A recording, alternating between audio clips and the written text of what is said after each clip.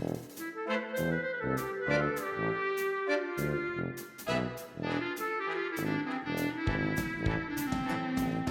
cooking with Rabbi Nicole. Grab a knife, grab a bowl, cause it's cooking with Nicole.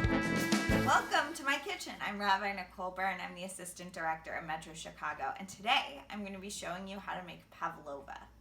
Pavlova is a meringue-based dessert, which is great for Passover, and today I'll be showing you a particular interpretation that feels really springy and beautiful to share, either with Passover, family and friends, or at any other time of the year, actually. Pavlova is delicious no matter what, which not all Passover desserts you can say the same thing about. Now, to begin with, we're going to be making the lemon curd, which is one of the fillings. But you want the lemon curd to set overnight before you're going to use it, which is why we're starting. And to make the lemon curd, you're going to need some special supplies. You're either going to need a double boiler, or if you don't have a double boiler, you can use any heat-proof bowl, which you'll set above a pot of gently simmering water. For our lemon curd, we need the following ingredients. The juice of 3 large lemons. For me, that worked out to about 3/4 cup. You need 11 tablespoons of butter, and you need just about a cup of white sugar. You also need to separate 4 egg yolks from the whites. Now, to do this, if you've never separated egg yolks from whites before, I recommend that you have 2 bowls ready to use, because what you don't want to happen is for one egg's yolk to accidentally get mixed into all the other whites you've already successfully separated. So what I do is I crack an egg, and I separate, and I get out the white, and I get out the white, and I get out the white. And then my yolk I'm going to put directly into my pot because it's one of the first ingredients. I'm going to leave that there for a moment. Walk my little yolk over here, and in it goes. Having successfully separated my white, I dump that safely into the bowl, and I move on to my next egg. And I'll proceed to do that with all 4 eggs. Ingredients are now ready. We've separated our egg yolks directly into, in my case, my double boiler. The water is already beginning to warm, and so I'm going to combine all of my ingredients that are over here. So we've got egg yolks, we've got sugar, and lemon juice.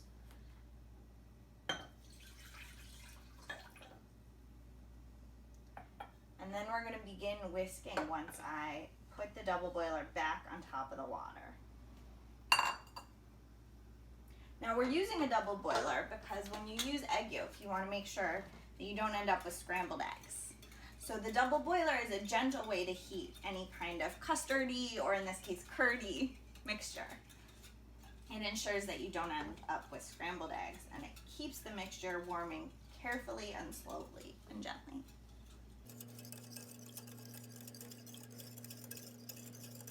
With the lemon juice, egg yolks, and sugar combined, and our mixture now warming up, we begin adding the butter chunks. One at a time, adding continuously until all the butter is used up. What we're looking for is at the end to reach a stage called coating the spoon. And coating the spoon is when you dip your spoon into your mixture, if you then drag your finger across the spoon, you'll see that a line is held and left by your finger, that the sauce, in our case our curd, doesn't immediately go to fill that space. So that's what we're looking for, and we'll see you when all the butter is added in.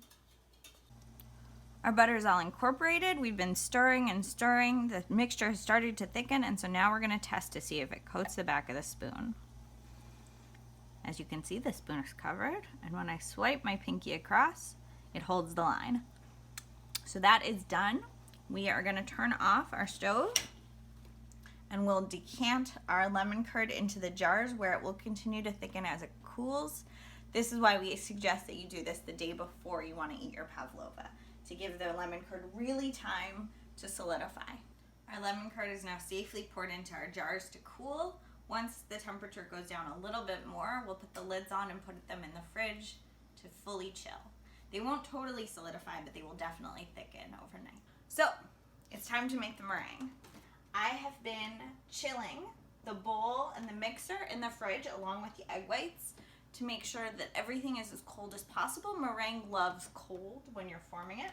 And to begin with, we'll take our egg whites and we'll just pour them in. Now, if you don't have a stand mixer, a hand mixer will work fine. There's no problem. What you don't want to do is try to make meringue by hand. Unless you're super strong, your arm will get very tired. So we will close this down and we'll turn it up to high speed. So the stage we're at now is called soft peaks. When you pick it up, you can see it forms a little bit of a peak, but it's not enough to hold its shape. This is just about where you want to be when you start adding in the sugar. And you're going to add the sugar about a tablespoon at a time. It's going to turn glossy and white, and it's going to hold its shape much more. You're still going to be at high speed. Ready? Here we go.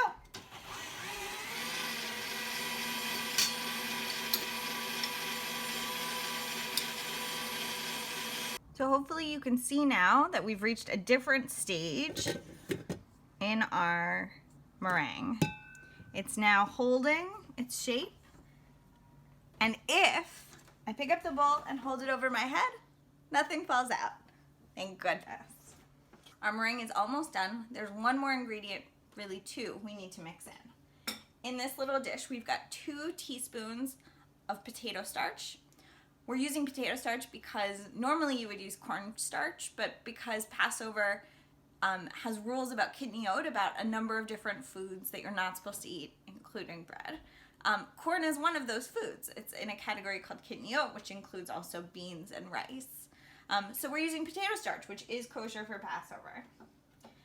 And to our 2 teaspoons of potato starch, we're going to add 2 teaspoons of white vinegar. When you're adding something like cornstarch or potato starch to something else, it's always best to mix it in with a liquid.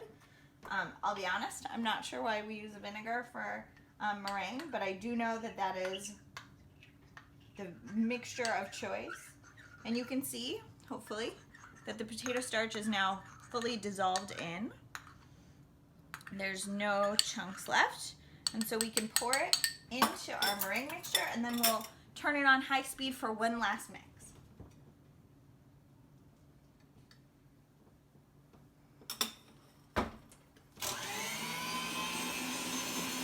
So now we're getting ready to get our meringue onto our cookie sheet to put it in the oven. Our oven is preheated to 300 degrees.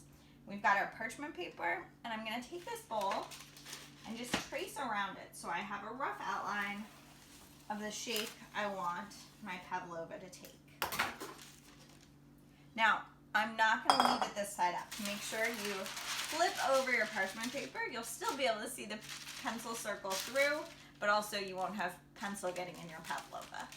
So now we've got the paper, we've got our meringue, we're ready to go. But we don't want the paper to move around, and as we put the meringue on top, the paper has a tendency to move. So if you take just a little bit of meringue and put it in the corners of your cookie sheet, that'll act as glue to help make sure that your parchment paper doesn't move around too much. We're sealed, we're ready to go. Now some people, if you're feeling fancy, you're welcome to use a piping bag. I'm happy to use a metal spoon. And I was told metal spoons are better for things like meringue because they cut through rather than the thinness of the spoon bowl makes sure that you don't lose any extra volume. Meringue is all about the air that we've already beaten into it, so we don't want to lose that. So we're just plopping the meringue in, filling in our outline. And what we'll do as we go is we'll start building up a little border edge, and in the middle, creating sort of a dip, like a bowl. If you don't want to do a circle, feel free to do a rectangle, and then you'll want to leave a little trench. And that trench is where ultimately we'll put our fillings, our lemon curd and our whipped cream, and whatever other fillings you feel like using. Pavlova is sort of a blank slate. You can put anything you want in it. And it can have whatever flavors you feel like. The meringue itself is just sugar and egg white, so there's no real flavor in this part other than sweetness, and it really is down to the flavorings that you add that will give it its flavor. So Our meringue is ready. You can see that there's a bit of a bowl structure. We've built up the walls, and we like it to look meringue-y, and so we've added sort of these little spiky sections. All you need is a spoon for that. If you dip it in and pull it out, you'll end up with a shape very much like this. So this is gonna go in the oven for 55 minutes. And we're not gonna touch it, we're not gonna do anything to it. At the end of those 55 minutes, we're not gonna take it out. Instead, what we're gonna do is put a spoon in the door with the oven off, and we're gonna let it cool like this for another hour. So the meringue will be in the oven for 2 hours, only 1 hour baking, and then 1 full hour cooling. So we'll see you in 2 hours. We're back. We've got a cup of whipped cream, heavy whipping cream. It's not whipped yet, it will be in a minute. And we've got our fully cooled lemon curd. So we're gonna pour our whipped cream in. Now the trick about whipped cream is that you don't walk away from it, because if you walk away, it'll whip for too long, and then you'll have butter. No one, well, I won't say no one wants that, but you don't want that for this. So here we go.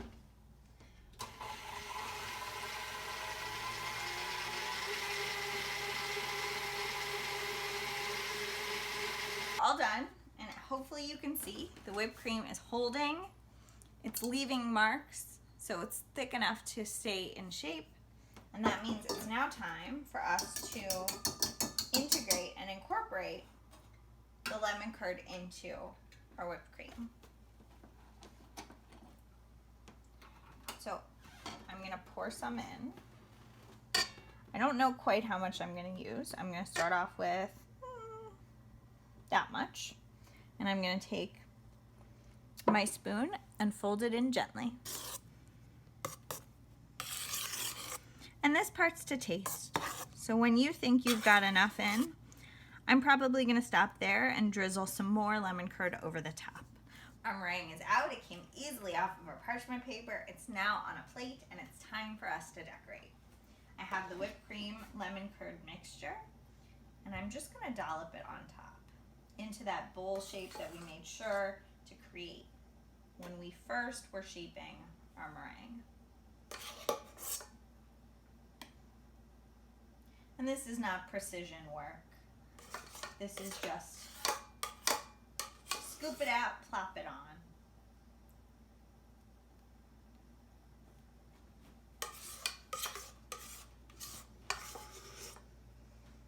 Pavlova is not a dessert for the faint of heart. It's a dessert where the more you pile on, the more beautiful it looks, the more enticing it is.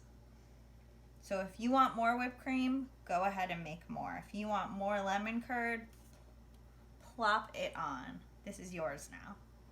You should make it how you like it.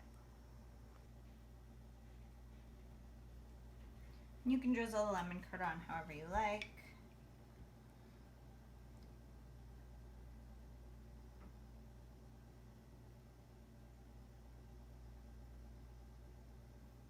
There's no real pattern that I'm intending.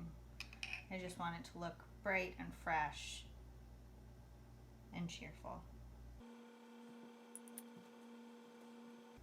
And for our finishing touch, you could put chocolate chips on if you like lemon and chocolate together, but I think some raspberries will really make it look beautiful. So I'm just gonna pile these in the middle. Make a little pile.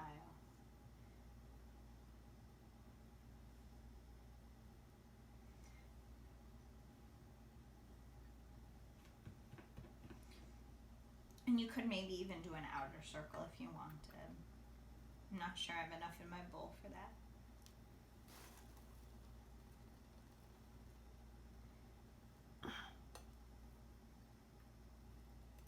There you have it. My Pavlova. Happy Passover.